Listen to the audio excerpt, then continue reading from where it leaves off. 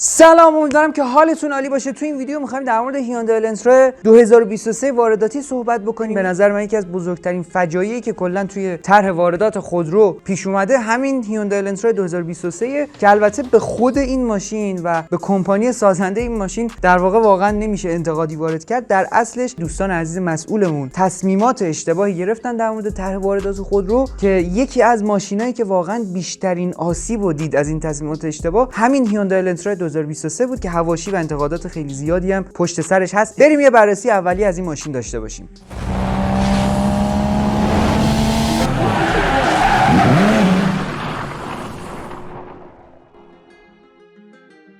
هیوندای الانترا با دو تا اسم در سراسر جهان عرضه میشه. یه سری از کشورها بهش میگن هیوندا آونته که حتی یه بازه زمانی داخل ایران هم بهش میگفتن آونته. یه سری از کشورهای دیگه هم خب بهش میگن الانترا. سالیان ساله که الانترا رو توی کشورمون میبینیم، مخصوصا این دو سه تا نسل قبلیش که الانتراهای سال تولیدی 2012 13 14 اون حد حدود میشه و نسل بعدیش که از سال اگه اشتباه نکنم 2017 و 2018 به بعد میشد باز نسل بعدیش که نسل ششمش بود و نسل هفتمش هم که همین هیوندا الانترا 2023 که از سال 2020 شروع شده و تا همین الان فعلا توی نسل هفتمش هست. تو ایران طرفدارای خیلی زیادی داشت. خداوکیلی ماشینای خوب و خیلی پرفروشی بودن، هرچند که متاسفانه اون نسخه های 2017 18 تا کم کم میخواست جون بگیره و بیشتر وارد ایران بشه. یهویی خوردیم به اون داستانهای منع واردات و نمیدونم قوانین عجیب و غریبی که اومد و الان بالاخره بعد چند سال هیوندای الانترا مجددا به بازار برگشته. همین اول قیمتش رو بهتون بگم، بعد بریم راجع به مشخصاتش صحبت کنیم که مشخصات خیلی عجیب غریبی داره و در این حال قیمت باز عجیب غریب تر. بعد نیست بدونید که قیمت هیوندای الانترا وارداتی 2023 قیمت خریدش از درب کارخونه یه چیزی حدود تقریبا 2 میلیارد و 500 میلیون تومان. این اعداد ارقام یادتون باشه. توی نسل هفتم زبان طراحی هیوندا کاملا متفاوت شده. یعنی همون طراحی که توی هیوندا توسان داشتیم، تو همین چند تا ویدیو قبل راجعش صحبت کردیم، هم توی اکسنت داشتیم، کلا طراحی خیلی متفاوت تری شده و الانترا هم از این قضیه طبیعتا مستثنا نیست. ولی برخلاف توسان که ابعاد ماشین حداقل در نگاه اولیه مقدار کوچیک‌تر دیده میشه، الانترا این شکلی نیست. یعنی طراحیش یه طوری انجام دادن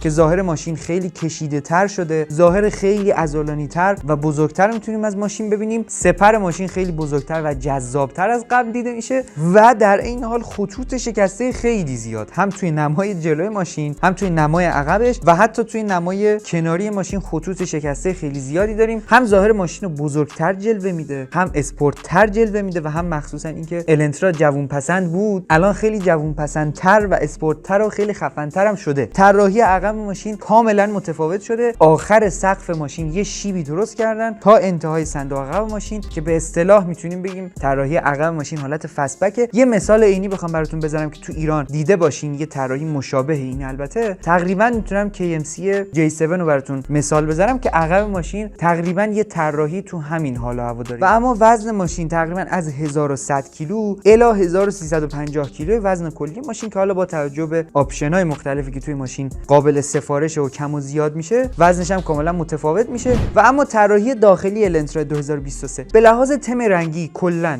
تمی که داخل ماشین استفاده کردن، البته توی نسخه عرضه جهانی یه تم تیره ماننده که از ترکیب رنگای مشکی و خاکستری، تیره و زغال سنگی و یه چیزی توی این حال هوا استفاده کردن که البته مثلا سال 2022 همین پارسال الانتراهایی که به دبی فرستاده بودن نسخه های 2022 تم حالت ترکیب سفید سیاه بود. یعنی صندلی ماشین صندلی چرم سفید رنگ بود، یه تریم های سفید رنگ و رنگ روشنی هم داخل ماشین استفاده کرده بودن، یه بخشایی هم تیره استفاده کردن، یه ترکیبی از این دو تا بود. اول میخوام بهتون بگم اصل ماشین چیه، بعد اون چیزی که تو ایران داره میاد چیه. دو تا مانیتور داریم، در اصلش 3 تا مانیتور داریم. یه مانیتور مرکزی 8 اینچی داریم، یه مانیتور 10 اینچی که به عنوان کلاستر پشت فرمان ماشین داریم، یه نمایشگر کوچولوی ابعاد 1:1 مربعی هم سمت چپ قربیلک فرمون ماشین داریم. در اصلش طراحی فرمون ماشین مثل همون چیزیه که توی توسان هم دیدیم، یه طرح خیلی جذاب و جدید و جالب. برآمدگی دایره مانند که نه دیگه، دایره‌ای وسط فرمون داریم. 2 تا خط موازی که تریم های زغال سنگی، حالا من نمیدونم رنگ شناسیم خیلی خوب نیست، خاکستری حساب میشه فکر می‌کنم.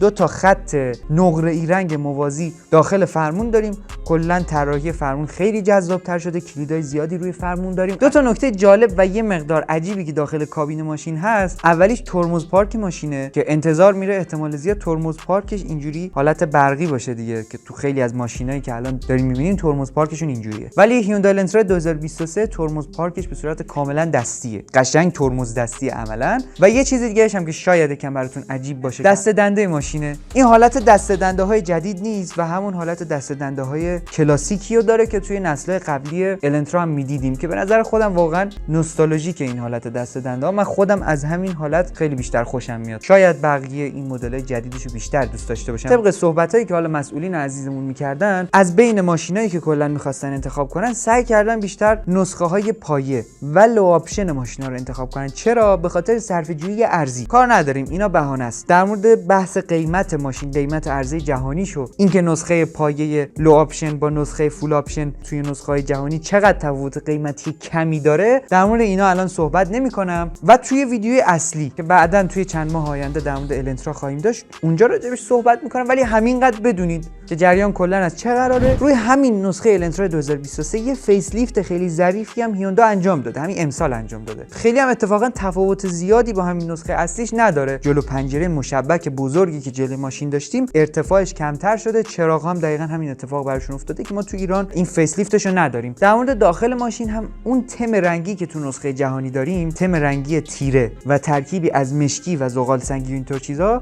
تو نسخه‌ای که قرار واردات بشه اونجوری نیست. تم رنگی داخل کابین رو سعی کردن از رنگ‌های متضاد استفاده کنن. و اینم بگم که صندلی‌های ماشین صندلی‌های چرمی نیست، صندلی‌های پارچه‌ای داریم متاسفانه. اون مانیتور 8 اینچی مرکزی داخل ماشین هم که دیگه توی نسخه جهانیش هست، اون رو هم ما نداریم. مانیتور راننده که همون کلاستر دیجیتالی هم که گفتم توی نسخه ارزی جهانیش هست، اونم نداریم. یه پشت آمپر کاملا آنالوگ و کلاسیک داریم دیگه، همون حالتی که کلا همیشه توی همه ماشینامون دیدیم. اکثرا دیجیتال نیست دیگه. خلاصه قضیه این که فاتحه کابین داخل ماشین خونده شده. و چرا این اتفاق افتاده؟ چون مسئولین عزیزمون نسخه های کاملا لو آپشن رو انتخاب کردن و 90% آپشن ها و جذابیت هایی که ماشین داشته متاسفانه ازش گرفتن. بریم سراغ موتور و پیشرانه. در اصلش النترا 2023 تو بخش کلا پیشرانه و موتور ماشین تنوع خیلی زیادی داره. یعنی در اصل شما خیلی راحت اگه توی هر جایی به غیر از ایران زندگی می‌کردین، دستتون توی انتخاب مشخصات ماشین خیلی باز بود و یه جورایی میتونستین خیلی از چیزا رو خودتون کاستوم کنین، میتونستین شخصی سازی کنین. موتوری که می‌خواید انتخاب کنین، گیربکسی که می‌خواید انتخاب کنین، امکانات داخل ماشین که می‌خواید انتخاب کنین.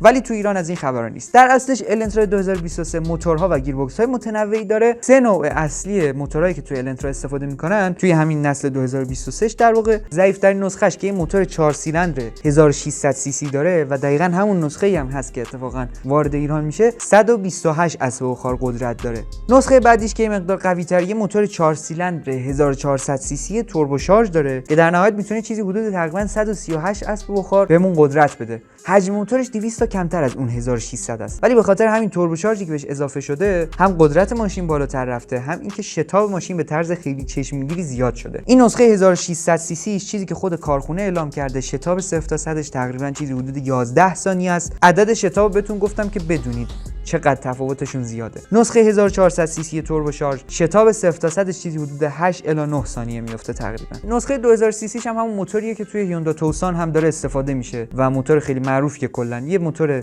4 سیلندر 2000 سی سی و در نهایت 154 اسب بخار بهمون قدرت میده. شما ماشینی که میخواید بخرید اگه خارج از ایران باشید، حتی نوع موتورش رو هم میتونید انتخاب کنین. یعنی ما دو تا نوع دیگه موتورهای GDI و MP های هم داریم که میتونید بگید مثلا من موتورم دوست دارم موتور ماشینم GDI باشه یا دوست دارم MPI باشه. ولی تو ایران متاسفانه حتی نسخه GDIش هم وارد نشده. نسخه GDI یا در حالتی که بهش میگیم پاشش مستقیم سوخت، که همین قضیه پاشش مستقیم سوخت و همین تکنولوژی GDI باعث میشه که قدرت و شتاب ماشین و اون توان نهایی اسب بخار ماشین یه مقدار بالاتر بره که ما متاسفانه یه موتور کاملا عادی رو توی وارداتمون انتخاب کردیم که هیچ تکنولوژی خاصی نداره، نه GDI و نه توربو شارژ. شما علاوه بر موتور حتی توی انتخاب گیربکس ماشین هم آزادی عمل دارین. یعنی انواع مختلف گیربکس برای ماشینای النترا موجوده که هر کدوم بخواید میتونین انتخاب کنین. نسخه‌های مختلفی که در واقع برای گیربکسش استفاده میکنن، گیربکس CVT هست، گیربکس 7 سرعته 2 کلاژه هست و مدلی هم که توی ایران وارد میشه یه گیربکس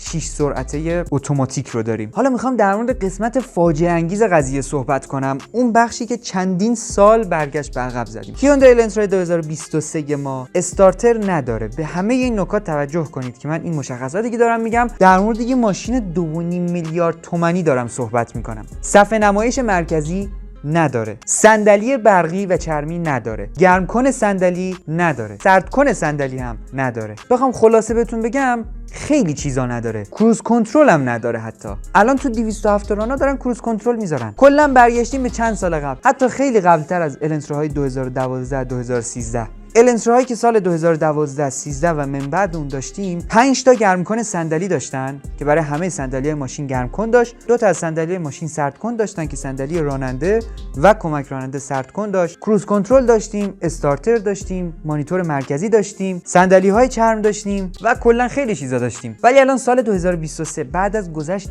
10 سال گرمکن سردکن صندلی نداریم، صندلی برقی هم نداریم. نمیدونم واقعا باید به این مشخصات خندید یا باید گریه کرد. ما نه تنها تو آپشن‌های رفاهی برگشتیم به بیش از 10 سال قبل، بلکه تو امکانات امنیتی ماشین هم برگشتیم به بیش از 10 سال قبل. یعنی تو الانترا 2023 دیگه خبری از 7 تا ایربگی که توی نسخه‌های قبلی الانترا می‌دیدیم نیست. الانترایی که الان من دارم راجعش صحبت می‌کنم فقط 2 تا ایربگ داره. 2 تا ایربگ سرنشین جلو و تمام. یه باک بنزین 47 لیتری داریم، ترمزای ABS دیسکی داریم، البته جلوی ماشین دیسکی خنک شونده، عقب دیسکی معمولی. بقیه آپشنایی هم که دیگه لطف کردن عزیزان همون چند تا رو به هیوندا گفتن که همون چند تا هم بذار باشه، دمشون گرم، حداقل همونا رو نگه داشتن تو ماشین. بقیه‌اش هم یه سانروف اتولایت، سنسور TPMS یا سنجش فشار باد تایر هاست، 4 تا بلندگوه، مهشکن و فرمون برقی و دیگه نهایتا یه درایو موده که داخل ماشین مونده و حتی سنسور دنده عقب نداریم. یه سنسور دنده عقب چقدر مگه هزینه‌شه که شما همونم حتی سفارش دادین که آقا